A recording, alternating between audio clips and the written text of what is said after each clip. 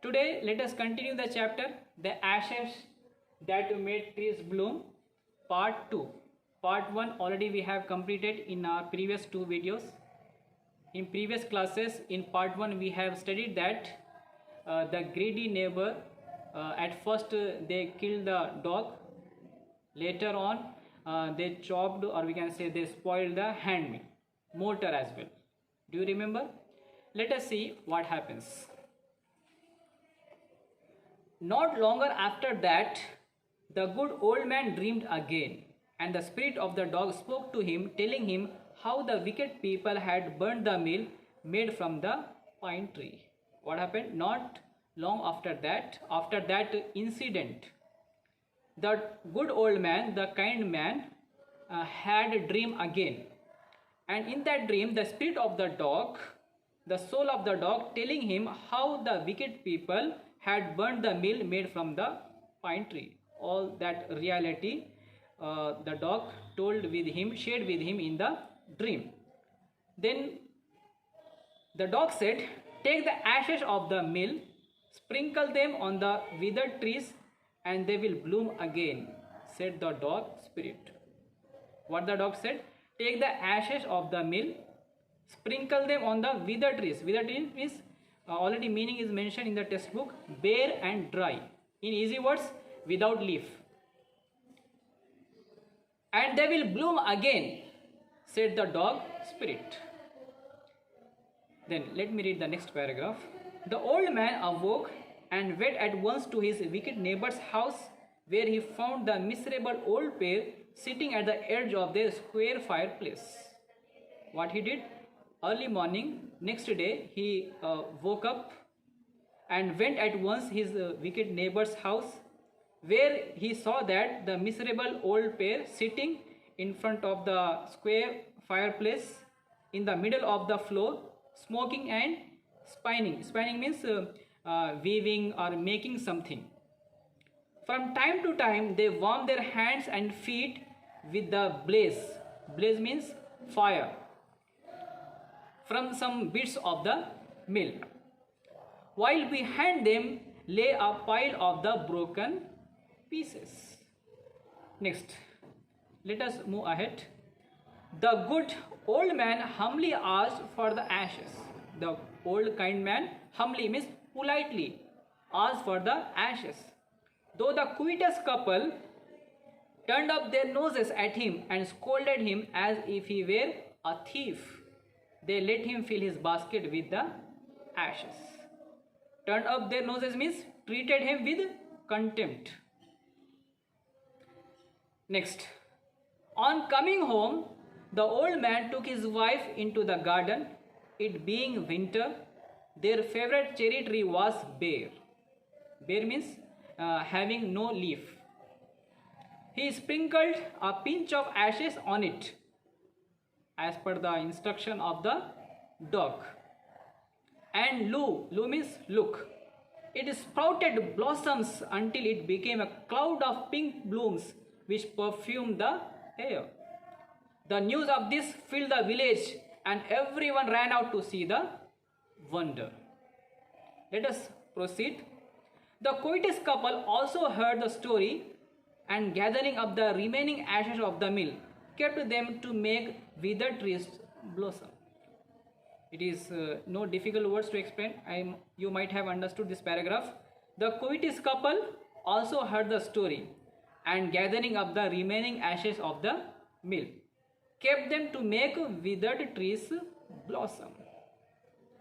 Next means they wanted to do the same act which the kind couple did. Let us move ahead.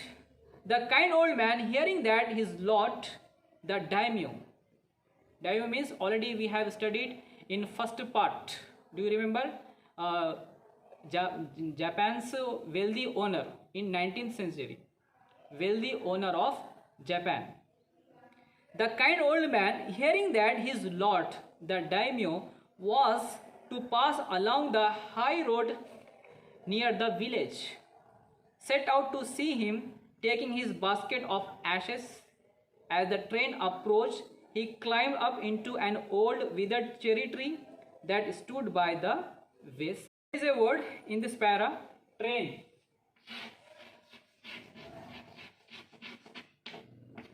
Train means already meaning is mentioned in the textbook, procession. But easy word is that, easy meaning of train is that a group of people. Train means a group of people. Let us move ahead to next para. Now, in the days of the daimyos, it was the custom. Custom means traditional belief. When the Lord passed by, for all the loyal people, all the wealthy people, to shut up their high windows, they even pasted them fast with a slip of paper. They even covered the windows with the slip of paper. So as not to commit the impertinence. So as not to commit means make the impertinence. Impertinence means rude action of looking down on his lordship. All the people along the road, rest of the people, all the people along the road would fall upon their hands and knees and remain prostrate until the procession passed by. Prostrate means lying on the ground face downward. Until the procession, until the train, until the group of people of daimyos passed by. Next, the train drew near, the train came near. One tall, competent man, strong man, marched ahead, crying out to the people by the way, get down on your knees, get down on your knees. And everyone kneeled down while the procession was passing, while the group of people, train was passing. Let us move ahead. Suddenly, the leader of the van caught sight of the old man up in the tree. The old man, kind man. He was about to call out to him in an angry tone. He was about to call out to him in an angry tone, in an angry sound. But seeing he was such an old fellow, he pretended not to notice him and passed him by. What he did? At first he wanted to call him down, but later on he ignored, seeing that he was a old, kind man. Then, so when the daimyo's palanquin drew near, the old man taking a pinch of ashes from his basket. So what happened?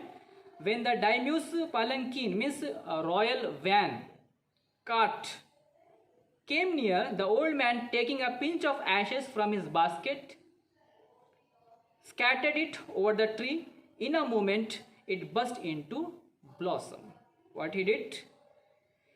He took the pinch of ashes from his basket, scattered it over the bare tree, without leaf tree. In a moment, in a second, it burst into blossom. Let us proceed. The delighted daimyo ordered the train to be stopped and go out to see the wonder. The delighted wealthy landowner of Japan ordered the group of people, procession, to be stopped and go out to see the magic, wonder.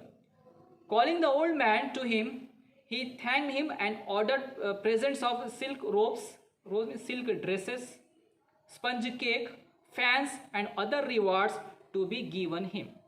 He even invited him to his castle. Next. So the old man went gleefully home to share his joy with his dear old wife. Later on, what happened? So the old man went gleefully, means happily, with joy, home to share his joy, happiness with his dear old wife. Next. But when the greedy neighbor heard of it, he took some of the magic ashes and went on the highway. He also wanted to do the same act. There he waited until a daimyo's train came along, and instead of kneeling down like the crowd, he climbed a withered cherry tree. Means he copied of the kind old man. When the daimyo himself was almost directly under him, or we can say under the tree, he threw a handful of ashes, not pinch of ashes, handful of ashes over the tree, which did not change a particle. The wind blew the fine dust in the noses and eyes of the daimyo and his wife. Such sneezing and choking, it spoiled all the pomp and dignity of the procession. Pomp and dignity. Pomp means here prestige. Prestige, dignity of the procession. The man whose business it was to cry, get down on your knees, seized the old fool. Seized means caught. Caught the old fool by the collar, dragged him, pulled him from the tree, and tumbled him. Tumble means threw him and his ash basket into the ditch. Ditch means hole by the road. Then beating him soundly, he left him for dead. Then beating him soundly, harshly, and left him for dead. At last, the greedy man died. Then last para. Thus the wicked old man died in the mud, but the kind friend of the dog dwelt means lived, in peace and plenty, and both he and his wife lived to a green old age. How they lived? With a green old age. Green means already meaning is mentioned there. Healthy, active, and prosperous. And dwelt means lived.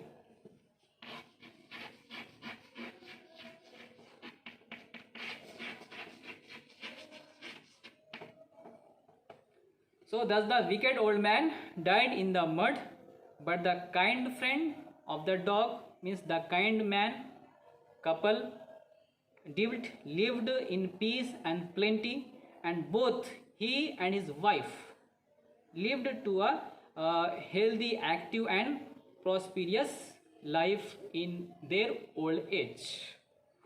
That's all for today.